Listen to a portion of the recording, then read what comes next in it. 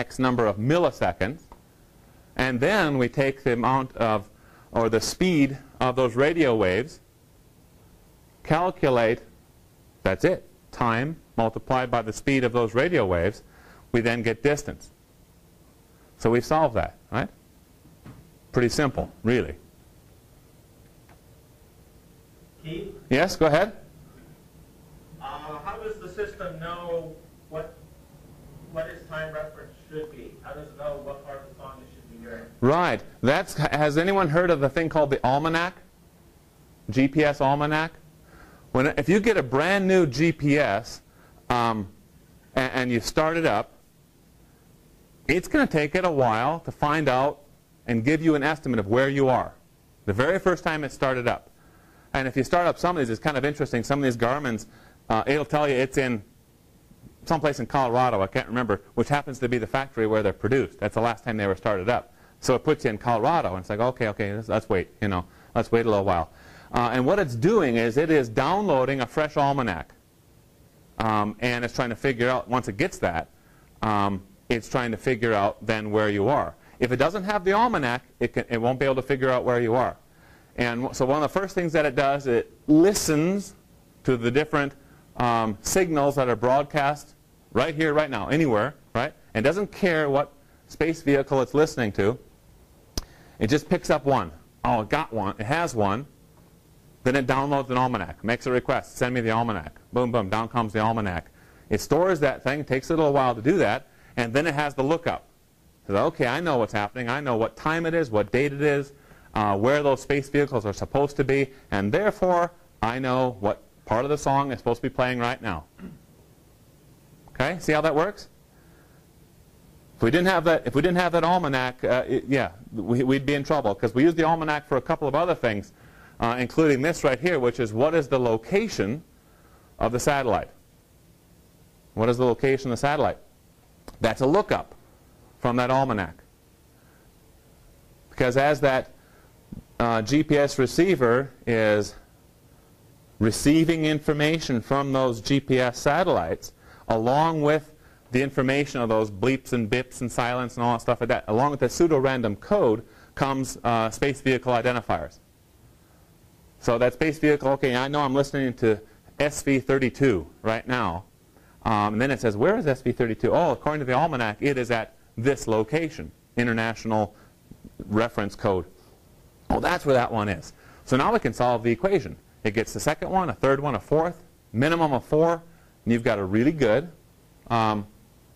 location estimate of your location on the Earth's surface. Okay? Any questions thus far? Okay, cool. But there are errors. There are errors. GPS is not perfect. Hey, it's pretty good, but it's not perfect. One of the errors that we have to be aware of whenever we're using GPS is the error due to atmospheric scattering. I alluded to one of these problems a little while ago, and that is the fact that as the radio wave signals from the GPS travel through our atmosphere, that they do not travel at a constant speed. The speed of light is not a constant through our atmosphere. That gives us some of our atmospheric errors. Also, we can have some errors if there's a lot of dust, a lot of cloud, a lot of attenuation effects in the atmosphere itself. Snowflakes are a real bugger. Right? If you have snowflakes coming down, those big fluffy snowflakes gliding down through the atmosphere, that can really wreak havoc with the GPSs, and you can have some problems with it because you're dealing with long wavelengths. Those radio waves are a very long wavelength, and when you have something in the atmosphere that's also very large, like a snowflake, that tends to disrupt those longer wavelengths more than tiny little dust particles would. Another source of error in our overall error budget is called the GDOP, Geometric Dilution of Precision. We'll talk about each of these and how we can counter each of these here in just a little bit. Clock errors. Okay, there's atomic clocks that are on board the GPS, atomic clocks within the ground control stations There's not an atomic clock inside of your GPS receiver, though. Okay, that would be really expensive and pretty heavy, you know. So there's not there.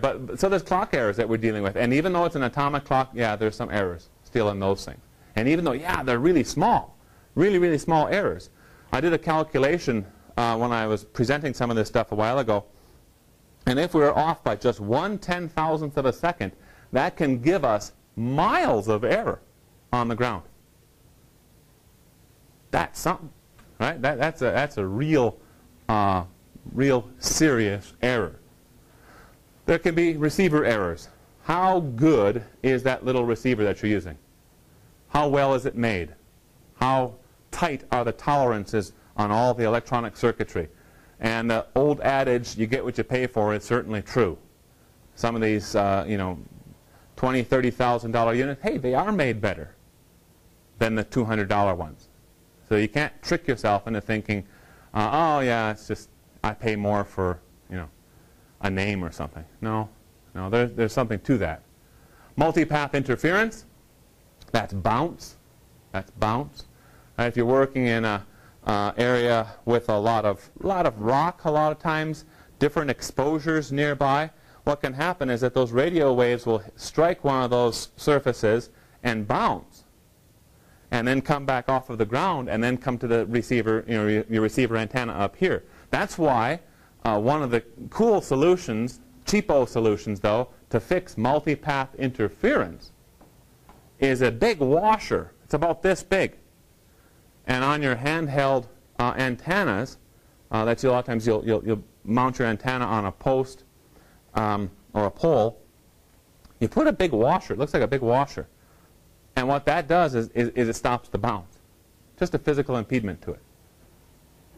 So that's multipath interference.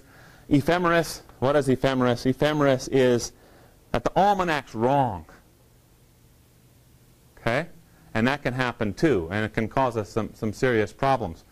And the reason why it's wrong is that sometimes that little bit of the Earth's gravitational field will offset, pull those satellites where they're not really supposed to be.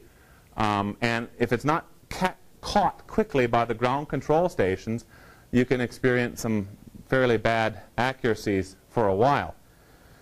Typically it's caught fairly quickly, very quickly. The ground control stations will then communicate with that space vehicle and start up its boosters, put it right back into its correct location, into its correct orbit, and or make corrections to the almanac, upload the almanac to all the space vehicles, so the next time you get a fresh almanac, you know where they are again and where they're going to be in the future. This happens frequently enough that you have to have a fresh almanac, at least weekly. Nice fresh almanac should be downloaded. The nice thing is you don't have to remember it anymore. The GPS receivers are programmed smart enough, intelligent enough, that the first thing they do when they start up is they look for a fresh almanac. And if there's a new almanac or later almanac published compared to the one that's on the system already, it gets the new version. The last one there is SA, and it's in red. Anyone know what that is? Wonderful. Selective availability. Yeah, it's in red. Why is it in red? It's in red because it's turned off. Okay, selective availability used to be this thing that was turned on. DOD turned it on to scramble, essentially to scramble the signal. So no one could have access to real high precision locations. But then folks like Trimble and Leica, they figured out ways around it. We'll get rid of this pesky SA. We'll do some computational stuff on the down end, on the client end, and get rid of it. Oh, and they did. So then after a while, Senate's like, hey, this is silly. Turn that stuff off. So I think it was 1999, maybe, yeah, around there, 1999, 2000. So quite a while ago, Senate said, turn off selective availability. And they did. Okay. Let's look at each of these here. We'll start with GDOP. The first slide, or the first little graphic on the left, is an example of no GDOP.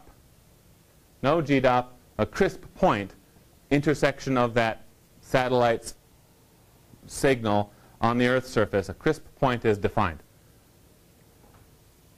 With GDOP, however, a crisp point cannot be defined. So it's sort of like the signal that is being listened to by that GPS receiver is not a really strong, clean, clear signal. Okay? So we get this kind of fuzziness in our estimation of where we are. The way that this is fixed, it's another neat technological engineering type of fix, is what's called dual frequency, a dual frequency receiver. So we will tune into one of these satellite space vehicle transmissions at 101.9, you know, rock and roll, whatever. And then again at a slightly different frequency, and then calculate the offsets between those two frequencies and the information we're given, and then make that line essentially crisp once again. Okay? So that's what the dual frequency, when you read that or hear that, that's what that's doing for us, trying to get rid of GDOP. I hear about PDOP a lot. Yeah, it's another dilution of precision, positional dilution of precision. I really could have just done this as a DOP. Yeah. Another way, as an end-user type of fix for dilution of precision type of errors, which is all related to the same type of thing here, is we can assign a mask, PDOP type of mask, for instance. And what that is the amount of dilution of precision that we are experiencing at any given time is estimated, calculated on your GPS receiver. Even Garmin's, Magellan's, recreational grade will have this. It'll show you, most of them will show you what your PDOP is now. And if you are bored sometime, just watch it, you know, for a half hour or so and see how it changes over time. And then what we can do is we can say, hey, if the PDOP goes above 6, let's say that's kind of a good rule of thumb. If it goes above 6, do not collect any information. You'll have one PDOP for your session. So we can apply what's called a PDOP mask. And that will help us stay actively collecting data with our GPS. There are some times, and you'll learn all about this when you take if you haven't yet taken a GPS class, there are some times when every GPS that's available to you is not going to give you a really great signal. In those times, what you want to do is plan something else. During a certain time period in the day, there's usually maybe an hour, hour and a half time block when your PDOPs are going to be too high, when you're not going to have enough of those vehicles on the horizon all at one time. The geometry is not going to be good, and so you say, okay, we're going to take lunch at this time, or we just won't be collecting at this time. And that's what we call pre-campaign planning. You'll learn all about that when you take the GPS class, but it's really important to pay some attention to that. And the way that you do that pre-campaign planning is you use your almanac. You can download your almanac from a GPS receiver to a computer, workstation, and then with software like Trimble's Pathfinder Office, you can take a look at this. You can actually go into the guts of the almanac, and it'll display, hey, tomorrow, here's what your PDOPs are going to be, the number of space vehicles you have available to you, so on and so forth. And you'll be able to look forward in time, but don't do it like a month ahead, because you know those almanacs are going to change. But you can do it for like a week ahead. And you can see certain time periods, you'll be able to see certain time periods when it just will not be good to try to collect data and avoid them. That's based on your specific location, or is that? No, that's you.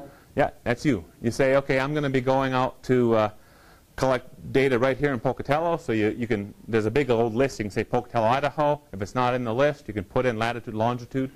Yep. And if you know, okay, yes, I'm sitting here, but I'm going to be working in Alaska, put that in. And it does. That's a really big time saver, doing that.